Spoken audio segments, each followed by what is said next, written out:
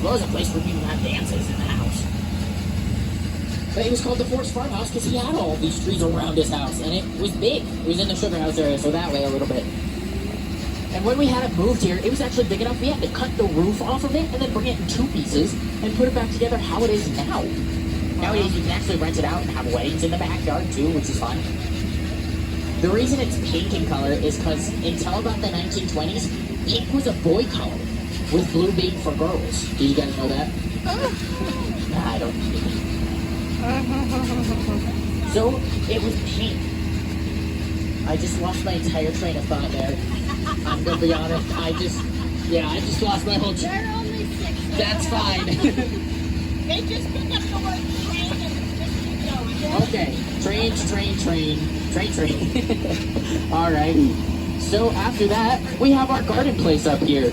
This is one of the most rented out areas that we have here at the park, and mainly for corporate events and just big parties, really, and like weddings. All of the other stuff right there is called the Walk of Faith. All of it is to commemorate the rest of groups of people who are like the religions who are here, including the Native, or not the Native, the Greek Orthodox Church, Catholic faith, the Jewish faith, all of those who are here. Friends, I've got a little bit of some questions for you. I need your help to figure it out. Do you guys know what Utah's state snacks are? There's 2 of them, and they're more like desserts than snacks, but... Green Jello. Yes, actually, yes.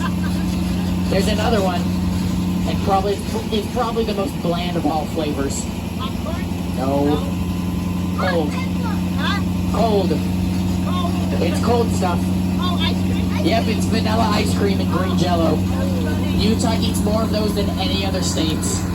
And it's kind of fitting, but also like, can we have something else? After that, do you guys see the wagons? You see the wagons? You saw the wagons and the horses? We do have more horses. We're coming up on those. Alright, do you guys see the big ship buildings right there? That's a fort. Forts were mainly used as a kind of way of protection because we really didn't have police out here yet. That one specifically is called Fort Brick Salt Lake City. And it was where Salt Lake City is now. And when it works, it'll have a telegraph line, which I don't think many of you know what that is. A telegraph line is kind of like a phone, but more so just tiny beeps and dashes. When it is completed, it will have a working one that'll run from here to our telegraph office and will be the longest working one in the world at about a 16th of a mile. And then we're coming around. I'll probably find your guys' favorite spot over here is our playground. Yeah. And then we have our livery stable, which houses most of the animals we have here, including horses, chickens, goats, a cow, a donkey, and some sheep. And then we have cabin row. Each one of these cabins are from the pioneer times. These are our original cabins. That small one at the very end was built in 1847, one of 2 that still stand. And then we have the blacksmith cabin over here. The blacksmith would make more of the metal workings needed to fix your hand carts and wagons, as well as tools necessary to do so.